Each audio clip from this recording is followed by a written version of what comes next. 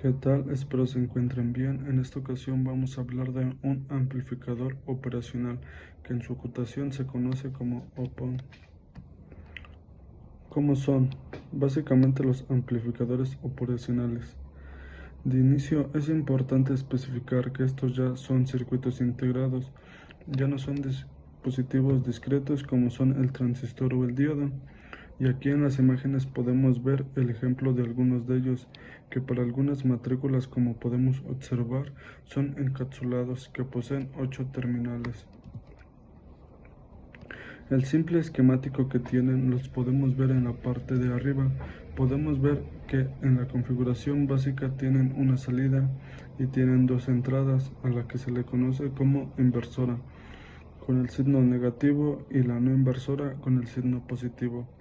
Del lado derecho vemos el mismo símbolo, pero ahora con las terminales de polarización como B+ y B-, que nos hacen referencia a una fuente de alimentación simétrica. Y si recordamos, pues este tipo de fuentes representan igual magnitud pero signo contrario. Por ejemplo, más 12 voltios, menos 12 voltios. En la parte de abajo, en la izquierda, podemos observar la construcción interna de un amplificador operacional y notamos que en la mayoría de los componentes vemos la presencia de los transistores. Finalmente, del lado derecho vemos nuevamente el encapsulado de un OP-Amp comercial y bueno, internamente vemos cómo se distribuyen sus terminales. Para poder entender el funcionamiento del amplificador operacional es necesario hacer la comparación entre el comportamiento o modelado ideal y el modelo práctico o real. Vemos en el lado izquierdo que aparecen diferentes características como el voltaje de entrada y la interferencia de entrada y la ganancia y la impedancia de salida. Además del voltaje de salida, en el caso ideal, la ganancia de voltaje que se obtiene a la salida es infinita. Esto nos da a entender, independientemente de la entrada que tengamos al lado del voltaje de esta señal, será amplificada sin ningún límite, lo cual en la realidad se traduce en que el voltaje por la excursión máxima que se puede tener a la salida de un amplificador operacional está controlada por el voltaje de polarización en DC, que tiene el mismo, por ejemplo, 15 o 12 volts, dependiendo del caso. La impedancia de entrada que presenta el modelo ideal, el OP-Amp, se asume como infinita. Como podemos ver acá entre las terminales, esta impedancia de entrada de hecho se aproxima a lo que es un circuito abierto, lo que nos da a entender que hay circulación de corriente a través de las terminales de entrada. Esto es importante porque con eso se evitará que haya pérdidas de potencia en el amplificador de operacional, lo que puede también cambiar la ganancia de salida. Normalmente estos se pueden poner como si fuera un divisor de voltaje. Por ejemplo, aquí en la imagen de abajo, esta fuente representaría a fuente de señal, que es la que se va o se busca amplificar en un amplificador personal. R1 representa esa resistencia de la fuente, su fuente de señal, y R2 representaría la impedancia de entrada que tiene el amplificador operacional, de tal manera que si este es muy grande, pues prácticamente todo el voltaje de la fuente de señal va a aparecer entre sus terminales y no va a haber disipación de potencia. También tenemos que el ancho de banda en el caso del amplificador profesional se asume como infinito. Ese ancho de banda pues es un rango de frecuencia que se puede pasar o amplificar sin pérdidas de potencia, lo cual también en el modelo práctico no va a suceder.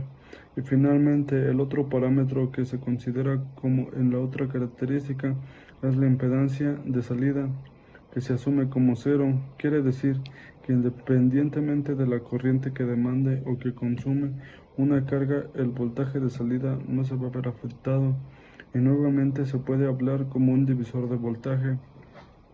Ahora, main sería la salida del amplificador operacional, R1 representaría la impedancia de salida y de reducir representaría a la carga, de tal manera que si R1 es esa impedancia de salida, vale 0, pues todo el voltaje de la fuente aparecería en el resistor y no habría caídas de voltaje. En el modelo práctico vemos acá en la parte superior derecha, ahora vemos que la experiencia de entrada se modela como resistor. Si hay una ganancia de voltaje a la salida y la misma impedancia, tiene un valor medible. Por lo tanto, en el modelo práctico se asume que la ganancia de voltaje, por supuesto que va a ser muy alta, pero no va a ser infinita. Que la impedancia de entrada va a ser muy alta, pero tampoco va a ser infinita. Esto nos dice que va a haber una circulación de corriente, una disipación de potencia en el sector operacional, pero que tampoco permitirá que se caiga mucho el valor de la fuente, que es la que se quiere de hecho amplificar. Y finalmente la impedancia de salida muy baja es un valor ya real, lo que permitirá que no haya caída de voltaje representativa en la carga, que es a donde se va a ver esta señal de salida. El diagrama de bloques internos o PAN en general, como podemos ver aquí en este esquema, está compuesto por tres etapas principales, que las que vamos a abordar en la sección siguiente es la que tiene que ver con el amplificador diferencial. Con esto que hemos visto, podríamos responder las siguientes preguntas. ¿Cuáles son las terminales de un OPAN básico? ¿Cuáles son algunas de sus características en el modelo ideal? ¿Y cuáles son también algunas de sus características de un OPAN práctico o real? Y ahora vamos a ver los modos de entrada del OPAN. Esto que es como vamos a conectar, cómo vamos a aplicar las señales, y esto que va a dar lugar a la salida del OPAN en términos de señal amplificada. Los modos de entrada que tiene el amplificador operacional son el modo diferencial y el modo común. Vamos a hablar inicialmente del modo diferencial. Tenemos dos casos. El primero es cuando la señal, la fuente se aplica a una de las entradas y la otra se conecta hacia tierra. Aquí lo podemos ver cuando se aplica en la entrada inversor y cuando la señal ahora se aplica en la entrada no inversora. Y las otras terminales, en la otra terminal va conectada hacia tierra. ¿Cuál es el otro caso del modo diferencial? Lo podemos ver en la parte de abajo, cuando se aplican señales de polaridad opuestas a las entradas, como se ven en estas fuentes de señal. Y bueno, el equivalente sería aplicarlas en ambas terminales. Para el modo diferencial vamos a abordar primero cuando la señal se aplica a una de las entradas y la otra va conectada a tierra. Vemos acá el cuadro amarillo que dice la señal que se va a obtener a la salida, y partiendo de la que se aplica a la terminal no inversora, pues va a ser eso una señal amplificada, pero de la misma polaridad. ¿Qué pasa cuando ahora la señal, como en el lado derecho, se aplica a la terminal inversora? Como podemos ver, si se va a amplificar las señales, por supuesto, pero va a aparecer invertida o con diferente polaridad, o también lo podemos decir, aparece desfasada. ¿Qué pasa en el modo diferencial? Cuando se aplican señales de polaridad opuestas a las entradas, que la salida va a estar amplificada y corresponde a la diferencia de señales que se aplican tanto en la entrada inversora como en un inversor. Y ahora, si vamos al otro modo, es el modo común. En este caso, observemos la gráfica de arriba y se puede ver que se aplican dos señales que tienen las mismas características, misma fase, misma frecuencia y por supuesto también misma amplitud. Y el resultado de hacer esto, con trabajar en este tipo de circuitos para el OPAN, va a resultar en una cancelación de las señales y el voltaje de salida, que es cero. Y entonces viene la pregunta: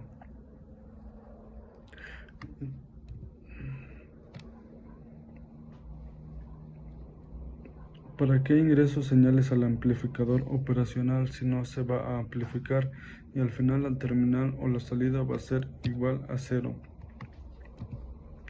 Esto tiene que ver con una característica del amplificador operacional que se le conoce como la condición de rechazo en modo común, y que tiene como objetivo atenuar o eliminar entradas indeseadas en el amplificador operacional. Esa señal pues tienen las mismas características, misma amplitud y pues no aparecen a la salida, de tal manera que a la salida del amplificador operacional solo se observará la amplificación de la diferencia de la señal que se aplique a las centrales. Para valorar la eficiencia del amplificador operacional, tanto para hacer su función básica como para poder eliminar señales indeseadas, se utiliza un concepto que se conoce como la razón del rechazo en un mundo común o con abreviaturas CMR, y esta se define como el coeficiente entre las ganancias de voltaje de diferencia a plazo abierto y la ganancia en modo común, que representa la ganancia de voltaje diferencial en plazo abierto, como podemos ver en la parte de abajo. La ganancia interna que tiene el OPA es el cociente entre la salida de voltaje y la entrada cuando no haya componentes externos.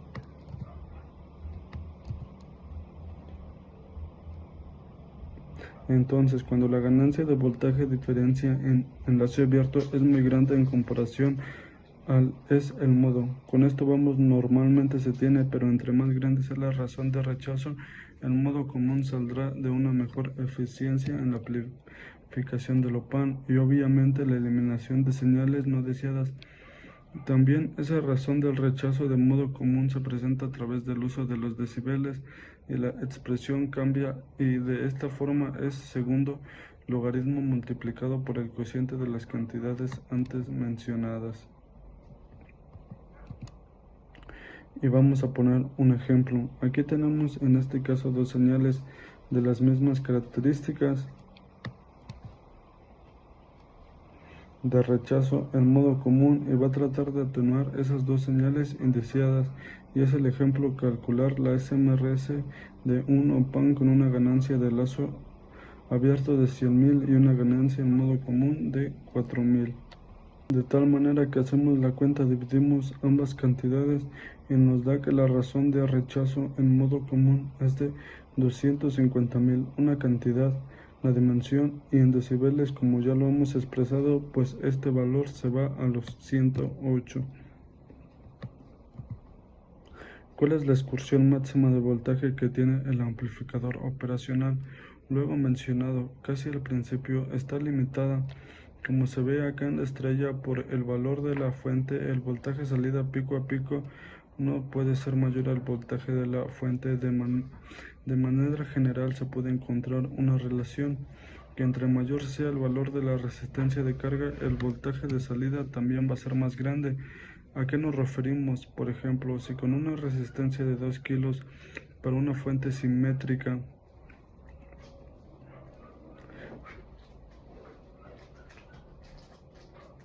incrementa, por ejemplo, a 4 o 5 kilos, el voltaje de salida que se podría encontrar en este receptor sería de 14 voltios, lo que se está aproximando al valor de la fuente que hemos mencionado, que es de 15 volts. Podríamos responder a estas preguntas: ¿qué diferencia existe entre el modo diferencial de uno o dos terminales? ¿Qué significa el rechazo y modo común de un OPAN? ¿Y qué relación existe entre el voltaje de salida del OPAN y el valor de la resistencia de carga? Esto ha sido todo. Muchas gracias.